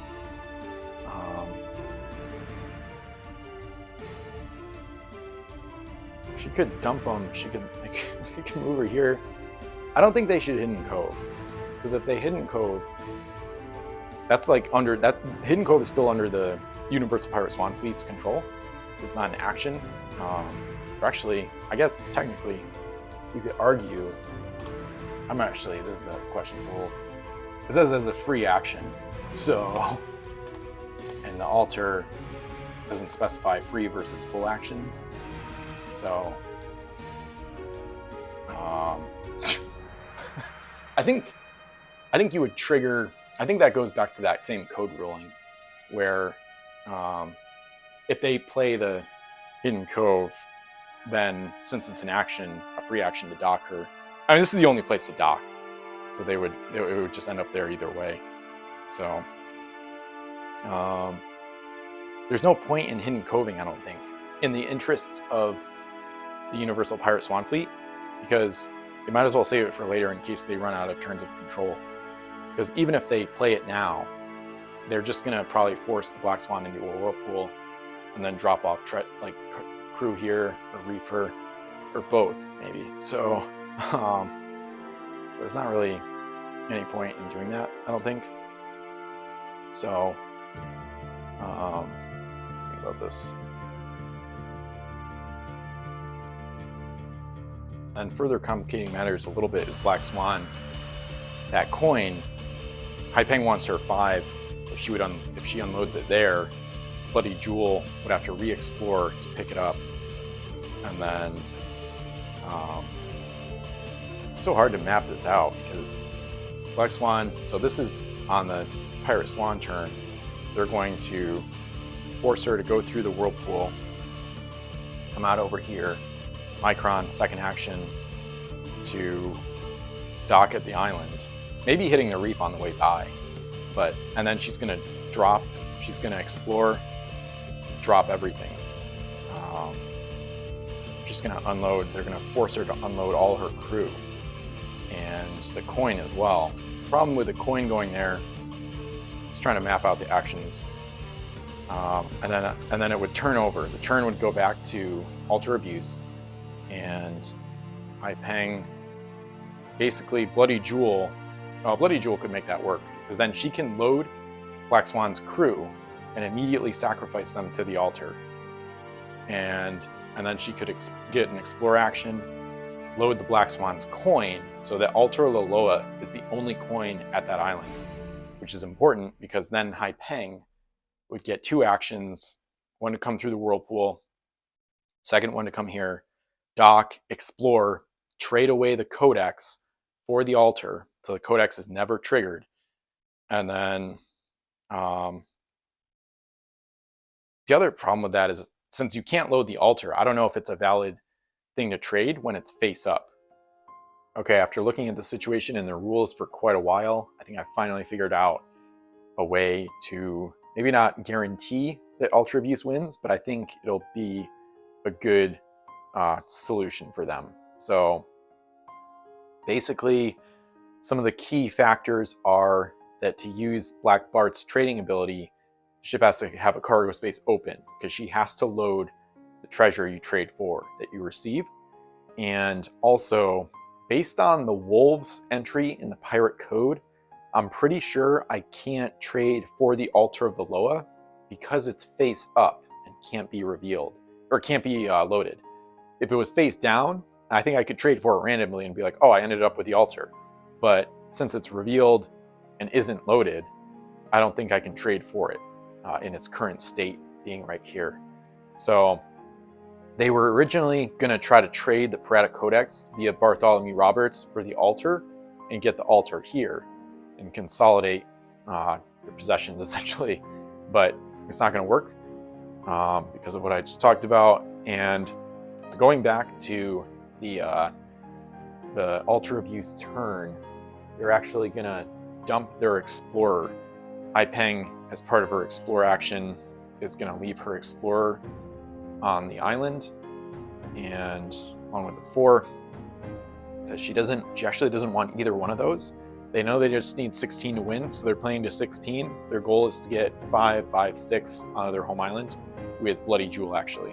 So we're going to see how that happens.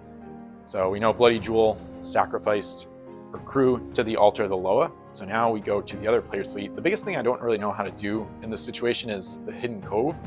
I don't think I've had Hidden Cove come up much in an Altar of the Loa situation, because they can reveal Hidden Cove, but since it's a free action, the other fleet, Ultra Abuse fleet, decides like how it's applied per the code. So it would dock the Black Swan here, but I don't think they want to do that. I guess they could, but then they're just going to move them to a different. I think they're just going to move them to a different island if they did that. So Peng is going to keep the 4, and the reason for that is because now that island has no treasure on it. So this game is going to come with an asterisk, and I might just play an extra game or 2 in this series to determine the winner because of how complicated the rule situations have been getting for the past hour or so, some of the off-screen time. And now we come to the Swan fleet. So they are controlled by the other player, but they can still reveal things and use abilities.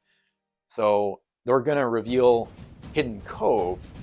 So the code says that you choose how the actions are applied. So as a free action, dock the ship at the nearest unexplored wild island, or the nearest island with no treasure on it, which is this one. That's why they just loaded that 4, so there'd be no treasure on this island. So based on the altar user being able to control how those actions are applied, they're going to choose to dock her in the exact same spot at that island to keep her there. Because now they're going to give her an Explorer action or just redock. The code normally forbids you from exploring after coving, but since she started the turn docked at the exact same island, that might not apply. But either way, she can just redock. She has the Explorer. Now Black Swan is going to explore this island. She's going to dump her 5. She's going to get rid of it. So this is all under the control of the other fleet. So she's only going to keep the helmsman. So Captain Jack Sparrow, based on Bianco's haulers, oarsman, explorer, they're all going to go to this island. So Black Swan can't use them in the future. Because based on how I mapped it out, I think there's going to be one turn interrupted where they don't control the Universal Pirate Swan fleet. So they're going to dump the crew and the treasure. So that's her first action of the turn. That uses up Hidden Cove. And now they have another action to give via Lord Micron. First, they're going to use a free action to dump the Kawor's crew. Or actually, I think they're not. They're probably going to keep them, actually. So they can't be traded via Captain Jack Sparrow if they pick them up somehow. So Coeur du Lion is going to keep her crew, and she is going to sail away. So they're going to move her way away from anything else happening. So she's a non-factor. And now Patagonia is going to be given an action, and you apply Lord Micron. So I'm pretty sure they can use Micron here to dictate. They are choosing to give Patagonia move action. And they're going to choose that Micron's ability is applied, essentially. Hopefully I'm understanding the code right. So now they're going to move Black Swan into the whirlpool. So, and they're going to try to lose something. So they're going to roll. They get a 4, so they have to lose something. Loser chooses, and technically the loser here, they're going to place her like right there, basically. Technically the loser is the Universal Pirate Swan Fleet. So they would choose to lose, I think, a mast. It's debatable. Yeah, they're going to keep the helmsman. They're going to choose to lose a mast. So, and that is all 4 actions that the Alter Fleet can give to the Universal Pirate Swan Fleet. So now it comes back around to the Alter Fleet, and they're immediately going to load this Abandoned Helmsman onto Bloody Jewel and sacrifice it along with her final face down oarsman. And they're going to sacrifice those crew to the altar. So now they have the next Universal Pirate Swan turn is basically their turn as well. So they have another, they just sacked for another turn of control. So, and now the Hai Peng is going to basically figure out how she's going to move here. So she's going to get Micron, basically. She's going to move 1, 2, 3 into the whirlpool and roll for damage 5. So that's where the marksman's map comes in handy. So she's going to lose a treasure to the whirlpool. So marksman's map is sacrificed to save the other stuff, like the crew. And now she's going to be given a second action via Micron to move S, L, and S. So she's going to explore. She's got her explorer crew still. So she's actually, so it's my bad. She's going to drop, she's going to eliminate the 4 in the whirlpool on purpose because she wants a cargo space open for this explore action. And then she moves via Micron, second action, to come here and dock. And now she's got an explorer and she can explore this island. She has a cargo space open because the abandoned oarsman doesn't take up space, neither does Marksman's map. So she has a cargo space open, so she can trade with Black Bart. She's going to trade the Codex away, because this would eliminate the Altar of the Loa. She doesn't want to do that. She's going to trade it for this 5, and she has to load the 5. So she loads that up there, and then that would trigger Maps of Alexandria, but all the treasure is already face up. So we take that out of the game, not really relevant. And now we would come back around to the other fleet. So, but we've just sacked again. So they have another turn of control over Universal Pirate Swan. So they're gonna move the core up that way, and just gotta make sure. So Hai Peng, basically the angling of the Altar fleet, they're gonna have Hai Peng unload this coin and then come here, down here, to sack more crew. But that won't be able to happen yet. So next turn is when they won't have control for a turn. So Bloody Jewel is gonna come to this island. They're basically gonna have Bloody Jewel pick up this 5 that she just traded for and these other 2 coins for the 16 and head north to head home for the win.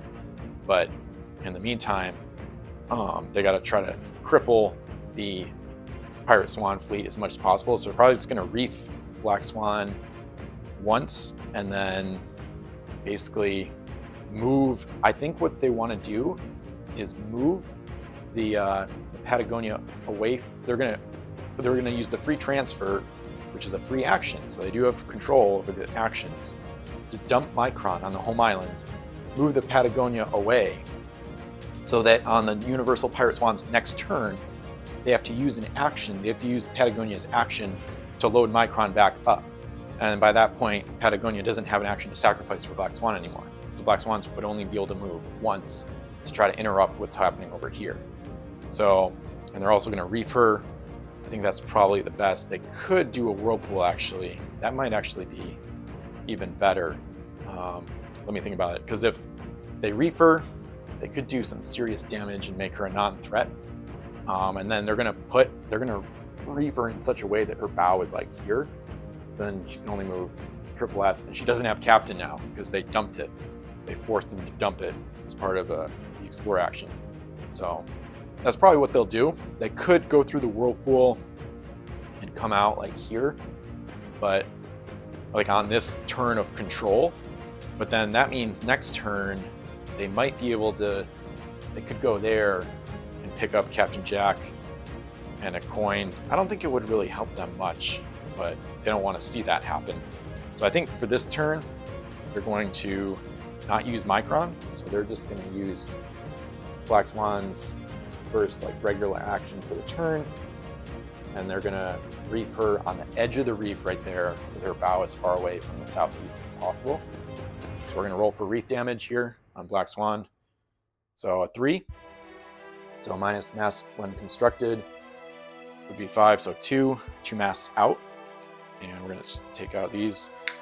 Loser would still choose for that. So in this case, the ship's regular controller. So that's the reef damage. And now, like I said, free transfer as a free action. It's still an action. It's just free, not a full action. Dump Lord Micron on the home island.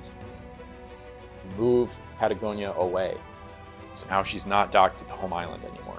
So now we turn around back to the Altar Fleet.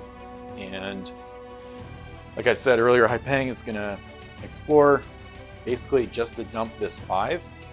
And then she's going to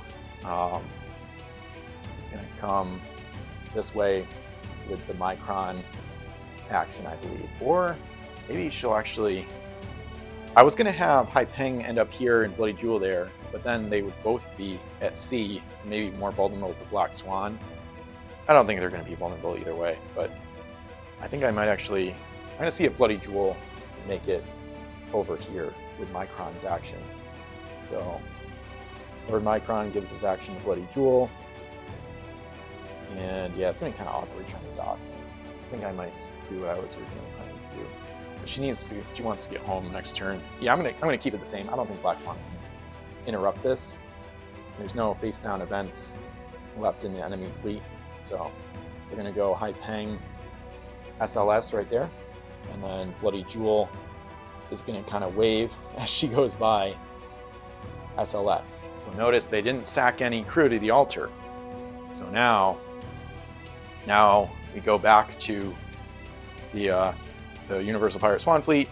So now they can do whatever they want. Of course, now they're kind of screwed because now they don't have much going on. So Patagonia doesn't have Micron aboard. So it would use her action for the turn to go home and load him up. They might just do that anyway, but they can see that Haipeng is headed there with crew, so they might not. If anything, they want to end the game because they're actually ahead. They're ahead 7-0. The problem is I don't think they can't just sail off the edge of the map because it's a hard boundary. So, and Patagonia is a really hard ship to get to sabotage basically. But what they can do, I mean, they just got to try whatever they can. The key is they have not explored here. That is only explored by the other fleet. So they could dock there, but they don't have their explorer anymore. So there's no point in going there. We can kind of measure here, but they can't ram, and even with a captain, they wouldn't be in range there.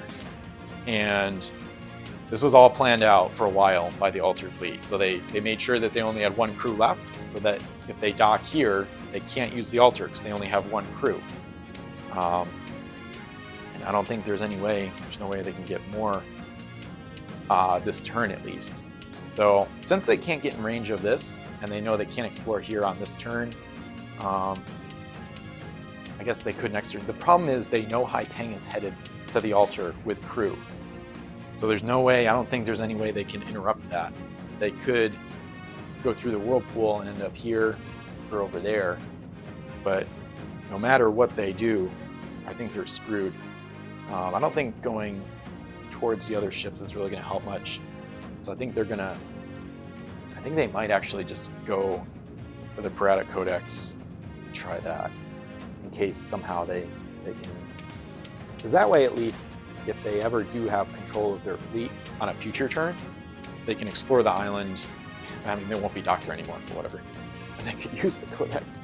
But, so Core is going to come back there. And then Patagonia, it's kind of debatable if she should pick up Micron, because now he's a double-edged sword. But, so I guess they won't. Yeah, they don't want to be able to let the enemy fleet give Black Swan 2 actions. Patagonia is just going to go off in search of treasure. She's just going to do her own thing now. And that's their turn.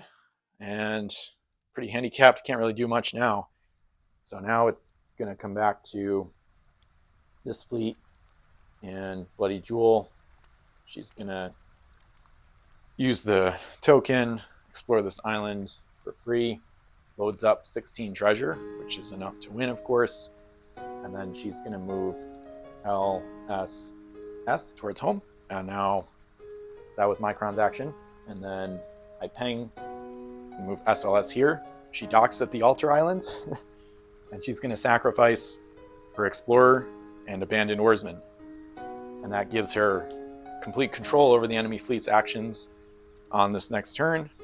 So I suppose they could actually dock Patagonia and load up Micron, but I think they're just not going to bother. So they could just give no actions to this fleet this turn because they're about to win, but they're just going to pour salt in the wound and reef the Black Swan, who loses her final 2 masts in the ensuing damage. So 5-3, 2 out.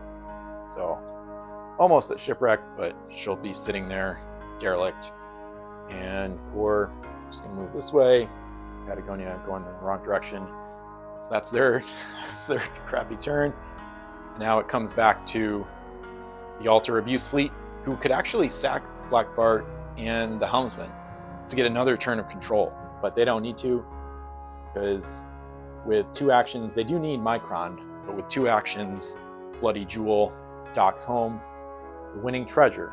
And finally, we have a victor in this long and somewhat complex competitive game. 16-7, Altar Abuse wins game 2 over Universal Pirate Swan Fleet.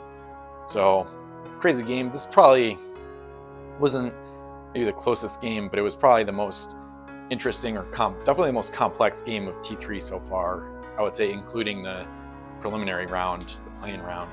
So this was just, I don't know. It took me a long time off camera to figure out some of the rule stuff. And I was racking my brain trying to figure out how to guarantee, not just make it likely, but guarantee that the Altar Abuse fleet would win. I was thinking about all kinds of stuff. I was thinking about the problem with Black Swan dumping all her crew here for the Altar fleet to use at the altar is that I think Altar the Loa is not an action. So the enemy still has control over like non-action stuff, which I think would include the altar. So I think even if they dumped all their crew, I don't know, maybe they wouldn't be able to load them back. So maybe that would work. But either way, I just wanted to cripple Black Swan as soon as possible. Some other options I thought about was using the Hai Peng and loading up Captain Jack Sparrow. Once he got dropped off here, Hai Peng could load him. And that would actually add a cargo space via the link to all pirate ships, which would be good. Because Hai Peng's cargo was getting really tight. Because she had all these things aboard, and I needed to free up space. It actually worked really well that the whirlpool roll was bad right here, because she was able to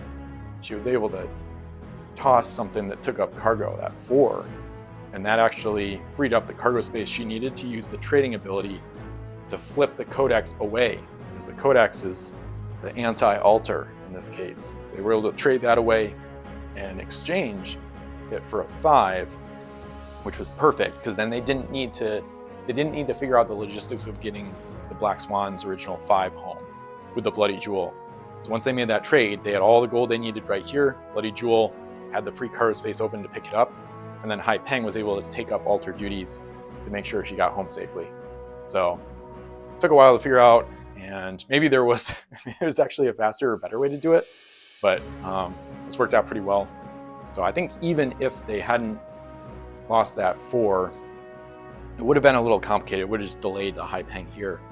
So, but overall it worked out well. So 16-7, Ultra Abuse wins. This game might have an asterisk or two based on how Woelf talks about the rules.